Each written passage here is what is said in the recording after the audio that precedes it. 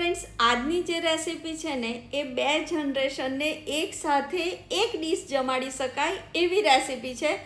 બહુ સિમ્પલ છે અને ફટાફટ બનશે. રેસીપી સ્ટાર્ટ કરતાં પહેલાં તમારે 5 મિનિટનું પ્રિપરેશન છે. ડુંગળીની પેસ્ટ કરી નાખવાની છે, ટામેટાની પેસ્ટ કરી નાખવાની છે, આદુ મરચાં લસણની પેસ્ટ કરી નાખવાની છે. હવે તેલ તાંસળામાં ગરમ મૂકી એમાં લવિંગ અને મરી ઉમેરવાના છે. પછી જીરું અને હિંગ ઉમેરવાની છે. એની સાથે આદુ મરચાં લસણની પેસ્ટ એને 1 થી 2 મિનિટ સાંતળી નાખવાની. બરાબર સતળાઈ જાય, કચાશ દૂર થઈ જાય એટલે મેં આ એક સહેજ મોટી ડુંગળીની પેસ્ટ કરી છે અને એને બરાબર 3 થી 4 મિનિટ તેલ છૂટું પડે ત્યાં સુધી શેકાઈ જાય. એટલે જલ્દી શેકાઈ જાય એટલે આપણે ઓલવેઝ મીઠું પહેલાં ઉમેરી દઈએ છીએ.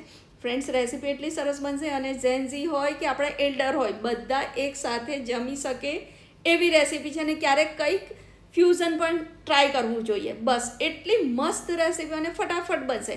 હવે ડુંગળી શેકાઈ જાય એટલે આપણે હળદર, આપણું રેગ્યુલર લાલ મરચું, ધાણા જીરું અને પાઉંભાજી મસાલો અંદર ઉમેરી દેવાનો છે.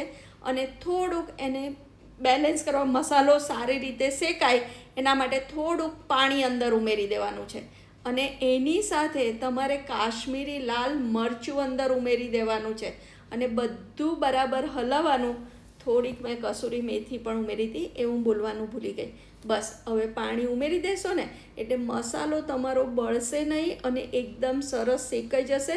અને ફ્રેન્ડ્સ, એની અરોમા તો એટલી સરસ તમારા આખા ઘરમાં ફેલાઈ જશે ને કે જો ઘરમાં કોઈ એન્ટર થાય ને તો એના મોંમાં પાણી આવી જાય કે શું બનાવ્યું છે. રેસીપી એકદમ સિમ્પલ છે તો પણ એટલી સરસ બનશે. હવે આ કાચા જ 2 નાના ટામેટાની મેં પેસ્ટ કરી દીધી હતી. ડુંગળી સંતરાઈ જાય અને તેલ છૂટું પડે એટલે તમારે ટામેટાં અંદર ઉમેરી દેવાના અને બીજું 1 વાડકી પાણી અંદર ઉમેરી અને 10 મિનિટ એને એકદમ સ્લો ફ્લેમ ઉપર સિમર કરવાનું. આવું સિમર થઈ જાય એટલે ગેસ બંધ કરીને 5 મિનિટ ઢાંકી દો. એ ઢાંકીને સેટ થાય ને ત્યાં સુધી આપણે બંધ શેકી દેવાના છે. ફ્રેન્ડ્સ, આ રેસીપી ક્યારેક આવી રીતે પણ ટ્રાય કરજો. આ સબ્જી બંધ સાથે મને તો ઓલવેઝ ભાવે છે. મને રોટલા કે ભાખરી કે પરાઠા કરતાં મારા ઘરે નેવર આ સબ્જી બને ત્યારે કોઈ દિવસ ભાખરી રોટલી બનતું હોય. અમે લોકો બંધ સાથે જ આને એન્જોય કરીએ છીએ અને ખાવાને તો ટેસ્ટો પડી જાય એટલી સરસ રેસીપી છે.